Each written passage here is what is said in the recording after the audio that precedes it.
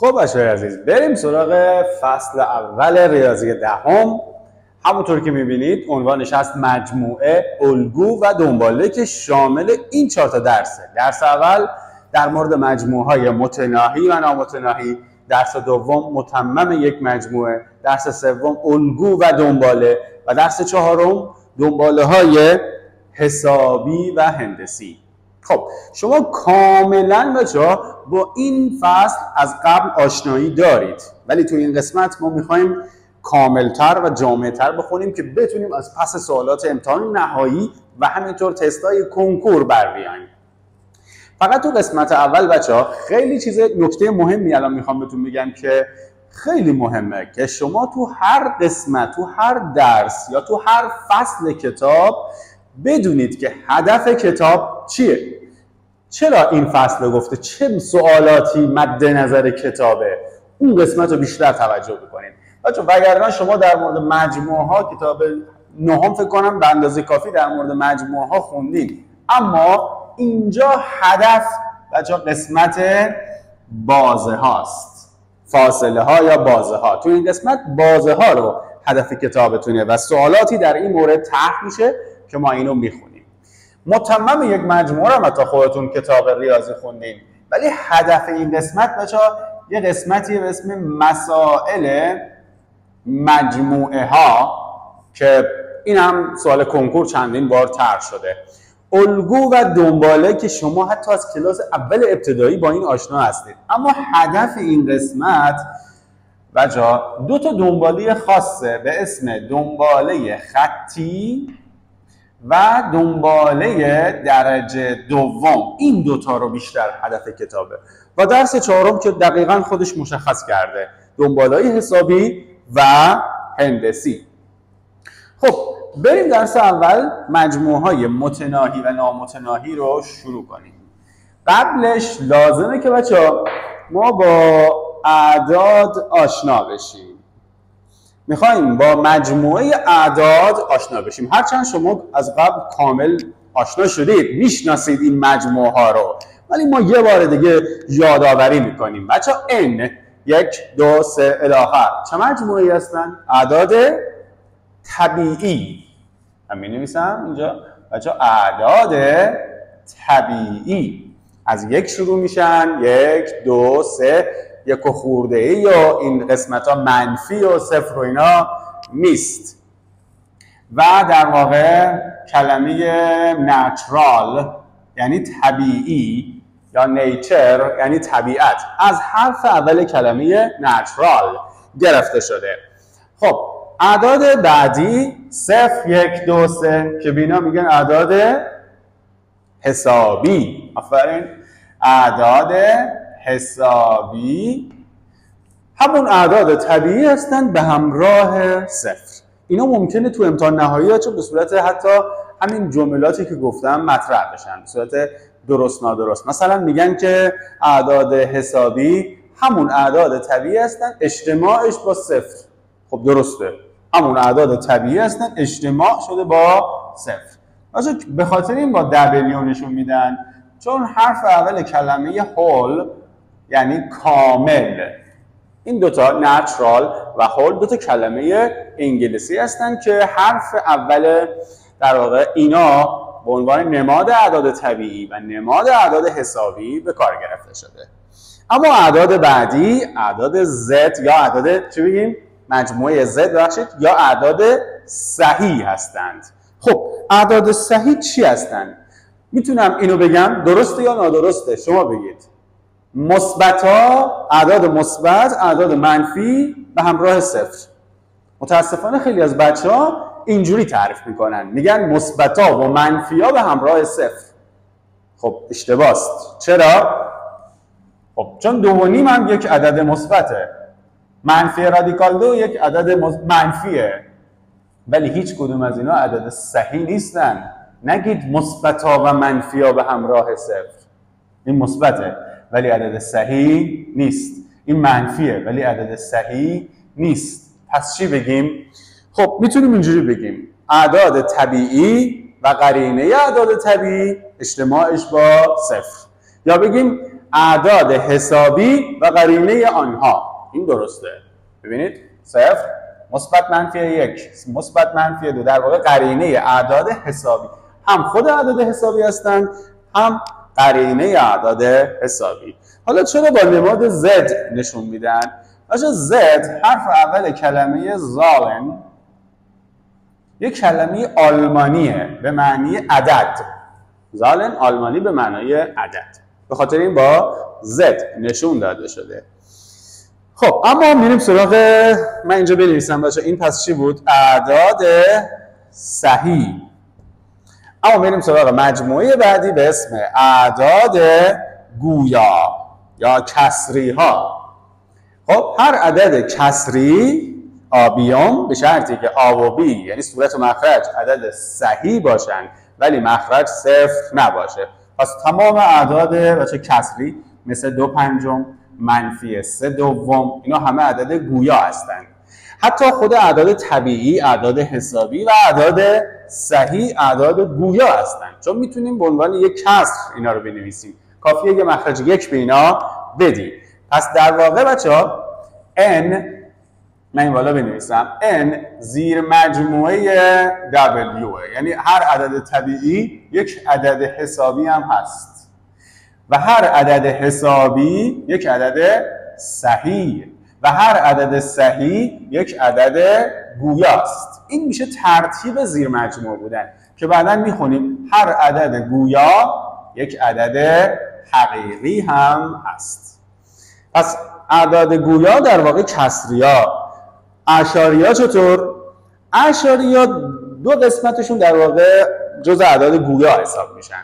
ما یه سری اعداد اعشاری داریم که قسمت اعشاریشون مختوم یا بگیم با پایانه، مثل عدد 2 و 75 صدم، 3 و 1 دهم. اینا هم عدد گویا هستن. به راحتی میتونیم اینا رو به کسر تبدیل کنیم. کسر معادل 2 و 75 صدم بچه میشه 275 صدم، یا کسر معادل 3 و 1 دهم میشه 31 دهم. پس اینا هم عدد کسری یا اعداد گویا هستن. همه اینا عدد گویا هستن.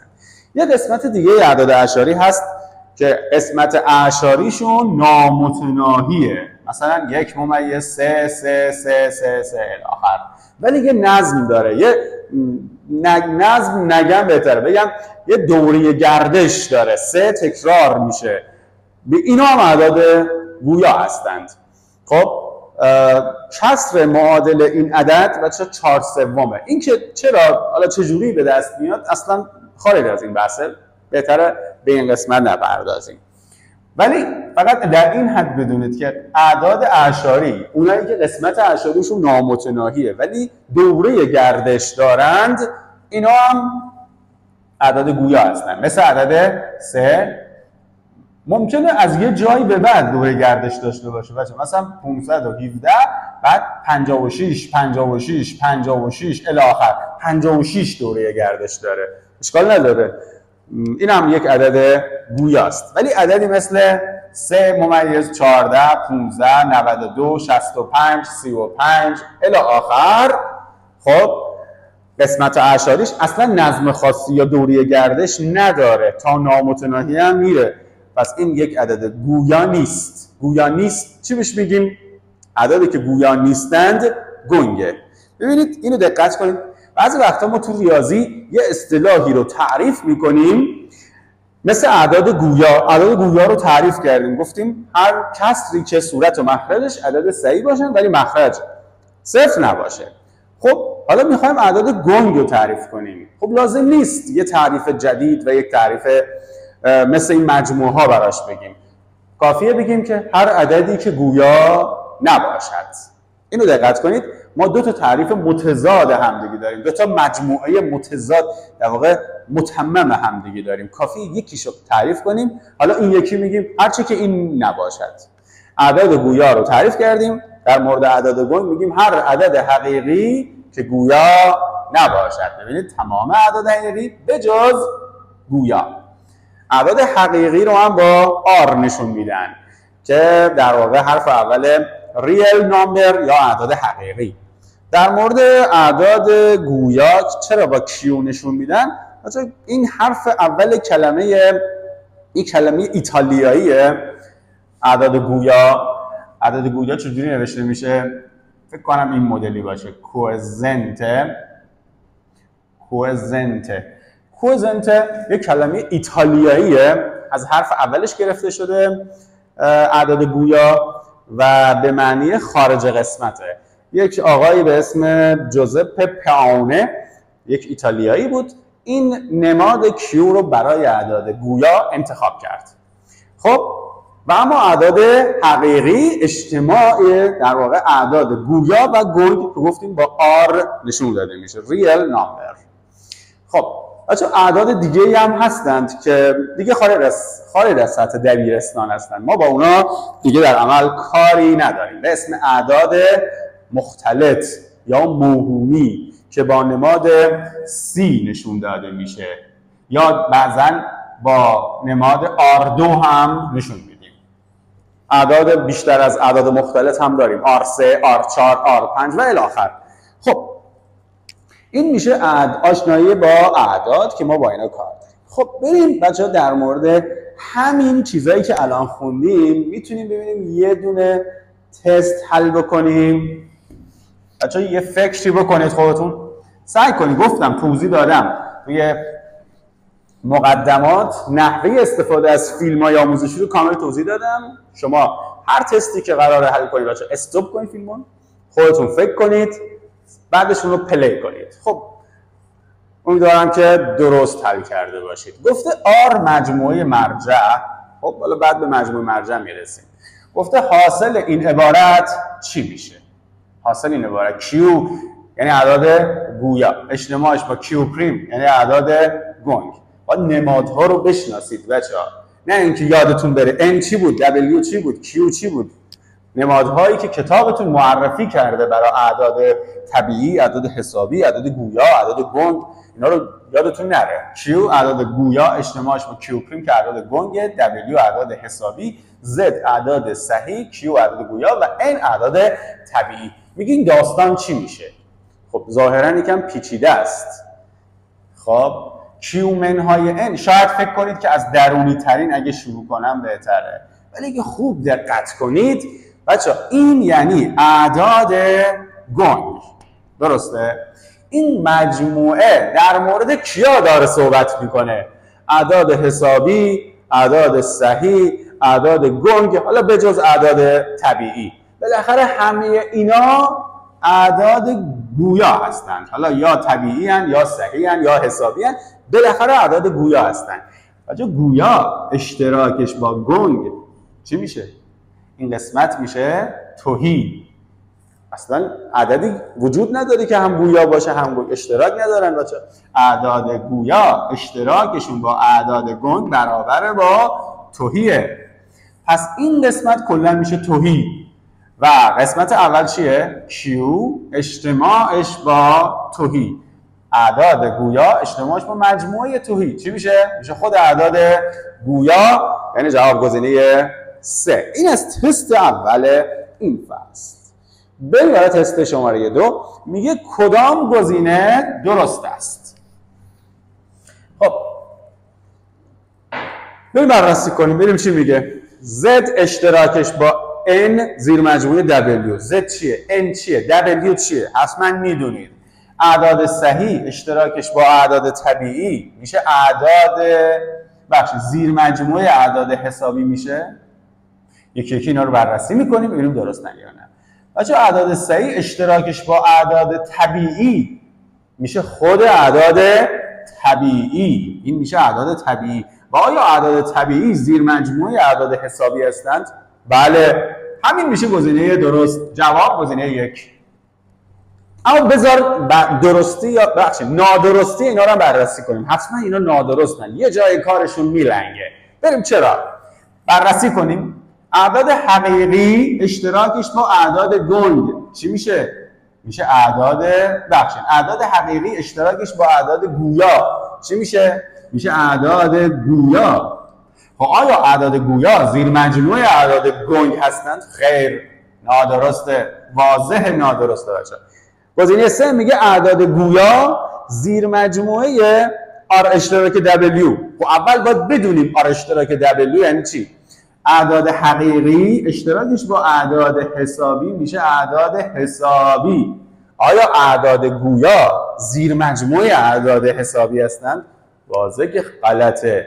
مثلا 2/5 یک عدد گویاست در صورتی که عدد حسابی نیست. مثلا W زیر مجموعه Qه. Q زیر مجموعه W نیست. نادرست. خب این قسمت چی میگه؟ میگه Z اجتماعش با Q پریم بجز N. یعنی چی؟ Z یعنی اعداد صحیح اجتماعش با اعداد گنگ. خب یه سری عدد صحیح و اعداد گنگ رو یه سری که نه، تمام اعداد صحیح و اعداد گنگ رو با هم ریختیم توی مجموعه. حالا اعداد طبیعی رو ازشون کم کنیم. چی میمونه؟ بچه‌ها از اعداد صحیح در واقع یه چیزایی کم میشه. مثبتاشون حذف میشه، منفیاشون به همراه صفر میمونه، تازه تمام اعداد گنگ هم میمونن. شما فقط دارید اعداد طبیعی رو از اینا کم میکنید. پس چی مونده؟ تمام اعداد گنگ موندن و همینطور تمام اعداد صحیح منفی و صفر. آیا زیر مجموعه اعداد گویا هستن؟ خیر. قسمت اعداد صحیحش آره زیر مجموعه هستن، اما قسمت اعداد گنگش دیگه نه. نادرست. خب بریم برای تست بعدی. مجموعه متناهی و مجموعه نامتناهی. اینجا نگاه کنید دو تا تعریف متضاد همدیگه. من نمیام هر دو رو تعریف کنم، کافیه یکی از اینا رو بتونیم تعریف کنیم. ببینید یعنی چی منظورم. اعداد مجموعه متناهی چیه؟ به نظر شما چه مجموعه هایی متناهی هستند؟ بعضیا میگن مجموعه‌ای که با پایان باشند. اشتباه. بعضیا میگن مجموعه‌ای که عضو آخر داشته باشه، همون با پایان باشد یعنی دیگه. یا میگن یه تعداد اعضایش یه عددی باشه دیگه، تعداد اعضاش متناهی باشن. نمیدونم، از این تعریف‌های خیلی ساده بیان میکنن. مجموعه متناهی چیه؟ با پایان باشد. یا میگن اینجوری میگن تعداد اعضاش شمارش پذیر باشند، قابل شمارش باشند. خیر، اینا غلطه. غلطه. با پایان نگید بچه، با پایان غلطه برای اعداد متناهی. یا نگید که مثلا شمارش پذیر باشند، قابل شمارش باشند. اینا همه غلطن. برای مجموعه متناهی از این کلمه ها استفاده نکنید. حالا ما تو جلوتر میخونیم مثلا 2 تا 5 یه بازه‌ایه که بی نهایت عدد داره، پایان هم داره، عدد 5 آخرشه، با پایانه. غلطه. شمارش پذیر بچه یه اصطلاحیه که توی ریاضیات دانشگاهی شما میخونید، قابل شمارش و شمارش پذیر.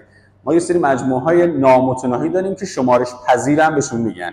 اینا رو استفاده نکنید، غلطن. برای مجموعه متناهی از این کلمه ها استفاده نکنید. پس چی میگیم برای مجموعه متناهی؟ خب مجموعه متناهی میگیم مجموعه‌ای که تعداد عضوهای آن یک عدد حسابی باشد. عدد حسابی یادتونه دیگه، 0 1 2 3. تعداد اعضاش 1000 تا باشه، یه عدد حسابی. تعداد اعضاش 1000 میلیارد باشه، تعداد اعضاش 0 باشه اصلا. پس اینا همه مجموعه متناهی هستن. بچه وقتی میگیم تعداد اعضاش میتونه 0 باشه، این یعنی اینکه تهی هم یک مجموعه متناهی است. اینجا نتیجه‌ای که از این گرفته میشه تهی متناهی است. خب حالا در مورد مجموعه نامتناهی چی بگیم؟ کافیه اینجوری بگیم مجموعه‌ای که متناهی نباشد. به همین راحتی یه تعریف عجیب غریبی براش ارائه نمی‌کنیم بچه‌ها. مجموعه‌ای که متناهی نباشد. یا در واقع بگیم از هر عدد حسابی که شما در نظر بگیرید باز هم بزرگتره. حالا ولی به نظر من این تعریف کاملا دقیقه. مجموعه‌ای که متناهی نباشد. بریم برای تمرین. بچه‌ها گفته در عبارات زیر مجموعه‌های متناهی و نامتناهی را مشخص کنید. بگید. شما بگید بچه‌ها کدومش متناهیه کدومش نامتناهیه. یک، اعداد صحیح کمتر از 10 چی میشه؟ بچه‌ها نامتناهی. کمتر از 10، 9 8 7 6 5 4 3 2 1 0 و بالاخره منفی ها میرن نامتناهی. سلول های عصبی بدن انسان خیلی زیاده، نمیتونیم هم بشموریمشون، ولی قطعاً متناهی هستند. بچه‌ها یک عدد، تعدادشون یه عدد حسابیه. نامتناهی سلول عصبی ما تو بدنمون نیست، متناهی هستند. ستارگان کهکشان راه شیری، اینا هم میشن متناهی، هرچند تعدادشون ممکنه هزاران میلیارد ستاره داشته باشیم، ولی بالاخره یه عددیه متناهی. اعداد طبیعی کمتر از 5، خب 4 3 2 1 4 تان، پس میشه متناهی. اعداد حقیقی بین 2 تا 10، بی نهایت اعداد حقیقی، 2 خورده یا رادیکالی یا اعداد گنگ، اعداد گویا، اینجا نامتناهی عدد حقیقی داریم. تعداد مورچه های روی کره زمین به نظرتون چی میشه؟ میشه متناهی. حالا تعدادشون چند تاست؟ مهم نیست تعدادشون چند تاست، مهم اینه که تعدادشون یه عددی هست، یه عدد حسابیه. مجموعه اعداد گویای بین 1 و 2، بچه اعداد گویای بین 1 و 2، 1 و 1 دهم، 1 و 2 دهم، حالا میتونیم قسمت اعشاری شد صدم کنیم، میتونیم هزارم کنیم، میتونیم 10,000 کنیم و به همین ترتیب بی نهایت عدد گویا بین 1 و 2 به دست بیاریم، میشه نامتناهی. اعداد طبیعی بین 1 و 2، هیچ عدد طبیعی بین 1 و 2 نیست، در واقع این میشه تهی. خب تهی چی بود؟ متناهی. خب این از تمرین شماره اول. بریم تمرین 2 در مورد مجموعهای متناهی و نامتناهی. دوباره چی گفته؟ گفته در جای خالی از عبارات متناهی، نامتناهی یا نامشخص استفاده کنید.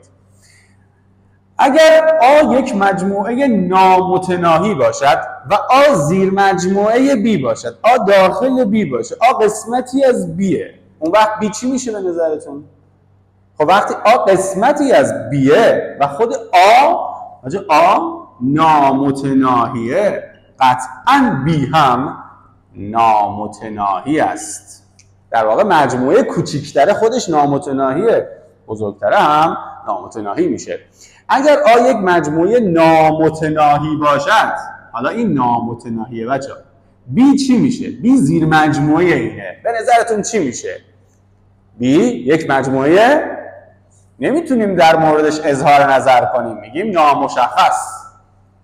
مثال بزنیم بچه ها، مثلا آ رو در نظر بگیرید، اعداد طبیعی 1 2 3 الی آخر نامتناهیه. خب آیا زیر مجموعه نامتناهی داره؟ بله، اعداد زوج 2 4 6 8 الی آخر. آیا زیر مجموعه متناهی داره؟ بله، 1 تا 10. مجموعه متناهی دیگه ای هم میتونید شما مثال بزنید. پس با قاطعیت در مورد متناهی یا نامتناهی بودن بی نمیتونیم اظهار نظر کنیم، برای همین میگیم نامشخص. حالا اگر آ یک مجموعه متناهی باشد، بچه آ یعنی کوچولوه، در اون قسمتی از بیه متناهیه، اون وقت در مورد مجموعه بزرگتر چی میتونیم بگیم؟ نمیتونیم اظهار نظر کنیم بچه، میگیم نامشخص. مثلا آ رو شما در نظر بگیرید 1 2 3، بی میتونه 1 2 3 4 باشه، خب پس متناهیه. بی میتونه تمام اعداد طبیعی باشه، پس نامتناهیه. ببین دقیقاً نمیتونیم اظهار نظر کنیم، میگیم نامشخص. قسمت 4، اگر آ یک مجموعه متناهی باشد، آ کدومه؟ آ اینه بچه‌ها، متناهیه، مجموعه بزرگه متناهیه. در مورد بی چی میتونیم بگیم؟ قطعاً متناهی. وقتی اون مجموعه بزرگه خودش متناهیه، هر زیر مجموعهش هم میشه متناهی. امیدوارم که همه رو درست زده باشید. بریم برای بچه‌ها. گفتیم هدف درس اول اینه. اونا در واقع هدف کتابتون نیست، یه اشاره کرده به اونا، ولی هدف اصلی درس اولتون که در مورد مجموعه‌های نامتناهی و متناهی اینه، بازه ها یا فاصله ها. خب ما چند تا اصطلاح داریم. اول این اصطلاحات بازه ها رو یاد بگیریم، بعد بریم برای سوال حل کردن در مورد بازه ها. ببینید یکی از اصطلاحات اون بازه بسته است. یعنی چی بازه بسته؟ بازه بسته این نمادشه بچه‌ها، با کروشه نشون داده میشه آ بسته تا بی بسته. ببین درسته که نوشته میشه یه و کوچیکی هست، نخونیدش آ و بی، اشتباست. بخونیم آ بسته تا بی بسته، این میشه دقیق ترین حالت خوندنش. پس چی میگیم؟ میگیم از آ بسته تا بی بسته. تا یه فاصله است. وقتی شما میگید آ و بی، اون میشه مختصات یک نقطه، حالا که تو نهم هم داشتید، حالا بعد خودمونم میخونیم، ولی این یک فاصله است، در واقع یک مجموعه نامتناهی از اعداد حقیقی که شامل خود آ و خود بی هم هستن. در واقع بازه بسته بچه خود آ و خود بی رو هم شامل میشه و اعداد بینشون هم شامل میشه. مثلا میگیم 2 تا 7. ببین 2 بسته تا 7 بسته، خود 2 درون بازه هست، 7 هم درون بازه هست و هر عددی که بین 2 و 7 هم درون بازه هست. به خاطر این بهش میگن بسته، چون خود 2 و 7 هم درون بازه هستند. در واقع 2 تا 7 میشه تمام اعداد حقیقی به شرطی که x بین 2 و 7 باشه، بچه خود 2 و 7 رو هم شامل میشه. ممکنه توی امتحان نهایی یه همچین سوالی براتون بیارن، میگن کدومش درسته کدوم نادرسته. آیا 2 عضو بازه 2 تا 7؟ بله درسته. آیا 7 عضو بازه 2 تا 7؟ بله درسته. آیا 3 و 75 عضو بازه 2 تا 7 هست؟ بله درسته. آیا 10 عضو بازه 2 تا 7 هست؟ خیر نادرسته. از این سوالاتی که داخل کتابتون هم هست. خب بازه بسته، پس یه بار دیگه میگیم از آ بسته تا بی بسته و خود آ و بی هم جزء بازه هستن که ما با نماد مساوی اونا رو نشون میدیم. خب حالا اگه بخوایم بچه‌ها اینو فکر کنم تو کتاب نهمتون داشتید، بخوایم روی محور هم مشخص کنیم. ببینید میگیم فرض کنیم بچه‌ها اینجا آ باشه اینجا بی باشه توی محور اعداد حقیقی. اگه بخوایم بازه بسته رو روی محور مشخص کنیم به این صورت: از آ بسته تا بی بسته به صورت توپر و تمام اعداد حقیقی که روی این محور قرار داره، روی بینشون قرار داره مشخص میشه. اینو بهش میگیم بچه‌ها، اینو بهش میگن نمایش هندسی، اینو بهش میگیم نمایش مجموعه ها و اینم خودش بازه است، یک بازه. چه بازه‌ایه؟ بچه‌ها بازه بسته. خب که ما بیشتر بچه با این نماد توی ریاضی با این بازه ها با کروشه ها یا پرانتز ها کار داریم، ولی برای حل سوالاتشون اشتراک و اجتماع گیری روی محور از نمایش هندسی هم استفاده میکنیم. خب بریم سراغ بازه بعدی به اسم بازه باز. بچه بازه باز تفاوتش با بازه بسته اینه که نقطه ابتدای بازه و همینطور نقطه انتهای بازه جزء بازه حساب نمیشن، فقط اعداد بینشون حساب میشه. بر همین نماد پرانتز رو استفاده میکنیم. پس بچه اگه نماد چی بود؟ کروشه بود به این میگن بازه بسته، اما اگه دیدین نماد پرانتز استفاده شده به این میگیم بازه باز، یعنی اعداد حقیقی بینشون. نگاه کنید بچه‌ها از نماد مساوی دیگه استفاده نمی‌کنیم. اینجا حواستون باشه خود ابتدای بازه داخل بازه نیست، انتهای بازه هم داخل بازه نیست، بلکه اعداد حقیقی بینشون استفاده میشه. به عنوان مثال من اگه بزنم 2 تا مثلا 5، آیا 2 عضو بازه 2 تا 5؟ خیر 2 عضو این بازه نیست. آیا 5 عضو بازه 2 تا 5؟ خیر. آیا 3 و 99 عضو بازه 2 تا 5؟ بله. آیا 4 ممیز 999 هزارم عضو بازه 2 تا 5؟